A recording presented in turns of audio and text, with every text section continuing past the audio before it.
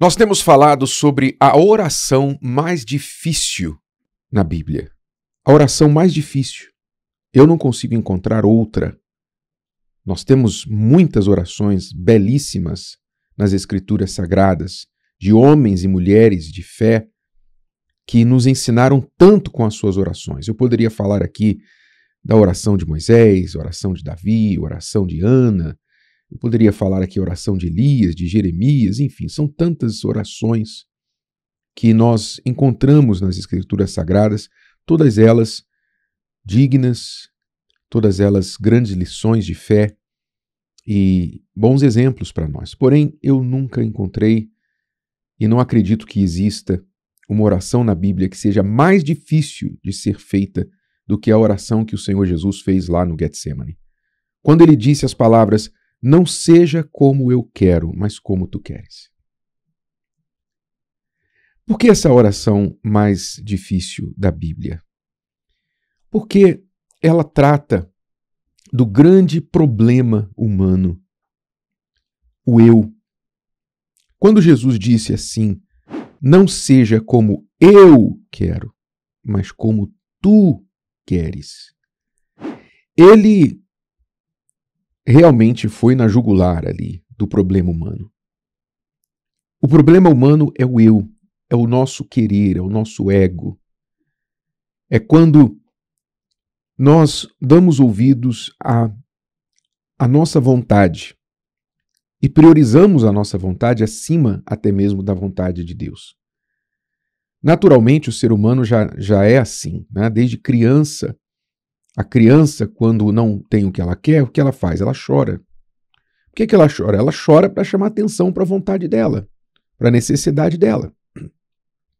E muitos pais, não é? Nem conseguem dizer não para os filhos e acabam atendendo todos os choros, todas as manhas, todos os desejos da criança. E você sabe o que costuma acontecer quando um pai atende todas as vontades de um filho? O que costuma acontecer é que ele cria não um filho, mas um monstro. Um monstro. Porque o filho que não sabe receber um não, um filho que não sabe controlar os seus próprios desejos e vontades, e respeitar o momento, a hora, a vontade do outro, os limites da própria liberdade, e respeitar a liberdade do outro, etc., ele não vai ser um cidadão funcional na sociedade. Ele vai ser um problema. E hoje, uma das razões por que nós temos a sociedade cheia de problemas é exatamente isso.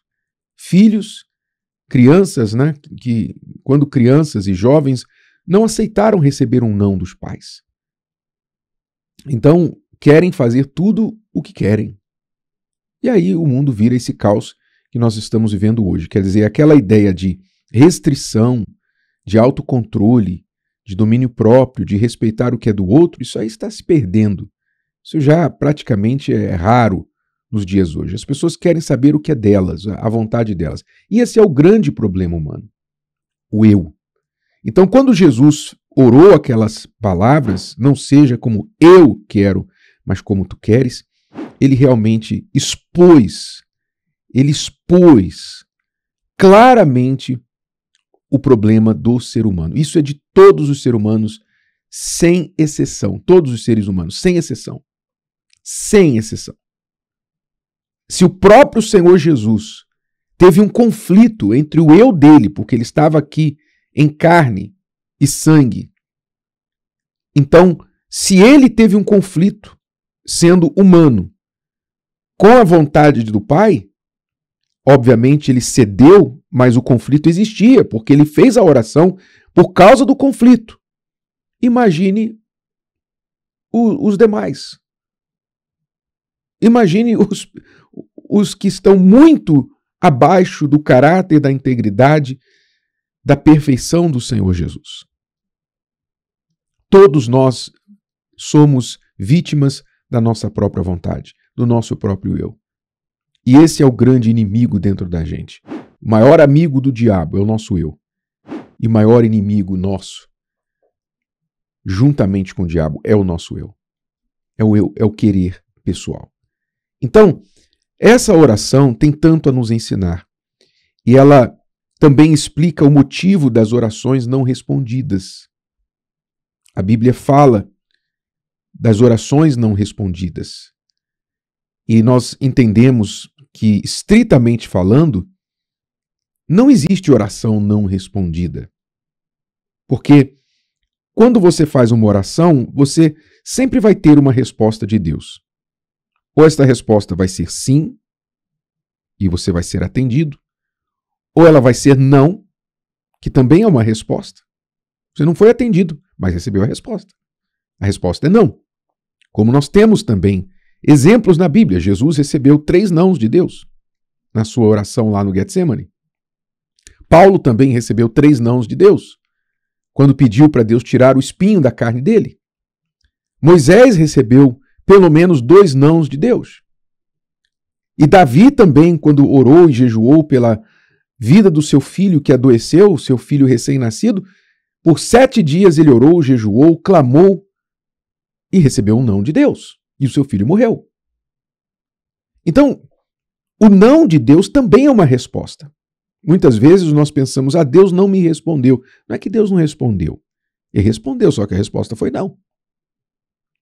Então, a resposta ou vai ser o sim, ou vai ser o não. Ou vai ser o não agora, não por enquanto. Nem sempre Deus vai nos atender na hora que a gente quer. Pode até ser que aquilo que estamos pedindo vai acontecer ainda um dia, mas só que ainda não. Então, são essas as respostas de Deus. E muitas vezes nós não nos conformamos com o não de Deus porque nós não aceitamos a vontade dele. Nós queremos impor a nossa sobre a dele. O que eu quero é isso. Se o Senhor não me der, o Senhor é mau, o Senhor é injusto, o Senhor não gosta de mim, eu não vou mais te servir, eu não vou mais fazer isso, não vou mais orar, não vou mais ler a Bíblia, não vou mais à igreja. A gente quer chantagear Deus, a gente quer impor a vontade a Deus, que Ele responda do jeito que a gente quer. Infelizmente, essa é a realidade.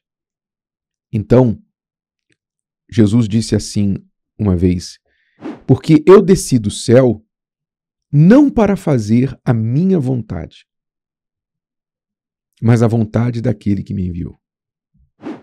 Olha o senso de missão, olha o entendimento do Senhor Jesus.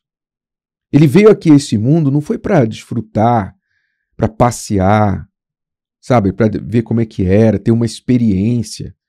Não. Ele não veio aqui para expressar a opinião dele. Ele disse, eu vim para fazer a vontade daquele que me enviou.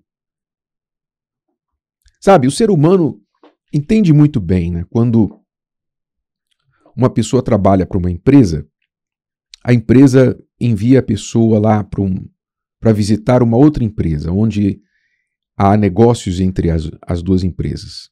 Então o chefe fala assim, você vai lá no cliente tal e você vai fazer o negócio assim, assim, assim. Estes são os termos. Até dentro desses termos nós podemos aceitar e fechar negócio. Fora disso, não feche negócio. Então, o funcionário daquela empresa é enviado até a outra empresa e faz a negociação. Só que dentro da negociação ele tem os limites da empresa que lhe enviou. Então ele não pode chegar lá e fazer o que ele acha. Eu vou fechar o negócio mesmo que seja contrário ao que a minha empresa quer. Não, se ele fizer isso, ele vai ser mandado embora. Ele sabe disso. Então ele vai lá para fazer a vontade daquele que o enviou, que foi a sua empresa. A mesma coisa é o embaixador de um país, é um diplomata. Tudo que recebe ordens, né? Todos os que recebem ordens, entendem que tem que obedecer às ordens daqueles que os enviaram. Agora, a gente entende isso quando o assunto é proteger o próprio emprego, proteger a nossa própria renda, mas quando o assunto é fazer a vontade de Deus, aí a gente quer regatear. Aí a gente quer fazer, não, mas pensando bem, eu acho melhor desse jeito, daquele jeito, etc. E não é assim. Nem Jesus veio ao mundo para fazer a própria vontade. O Filho de Deus não veio ao mundo para fazer a própria vontade, mas a vontade do Pai. Ou seja, ele foi o melhor exemplo de submissão à vontade do Pai. Ele foi o antídoto a esse veneno que vive dentro da gente, esse inimigo que vive dentro da gente, chamado eu. Ele foi o antídoto para neutralizar os perigos do eu. Então, quando você abraça este exemplo do Senhor Jesus e você diz, eu entendo que eu não posso viver segundo o que eu quero, mas segundo o que Deus quer. É isso que eu vou trazer para a minha vida. É assim que eu vou viver, buscando a vontade de Deus. Quando você entende isso, então você se blinda do inimigo chamado eu, que está dentro de você. Você se blinda. E aí você não tem mais essa questão de oração não respondida. Porque sempre você vai procurar alinhar a sua vontade, os seus pedidos à vontade de Deus. E eu fecho com esse versículo de 1 João 5,14, que diz: esta é a confiança que temos nele, que se pedirmos alguma coisa segundo a sua vontade, ele nos ouve. Ou seja, quando pedimos algo segundo a nossa vontade, que é contrária à dele, você pode ter certeza que o não será a resposta. Se o vídeo de hoje te ajudou, você conhece alguém que vai ser ajudado por essa mensagem, passe adiante. E se você ainda não inscreveu aqui no canal, inscreva-se agora. Até a próxima.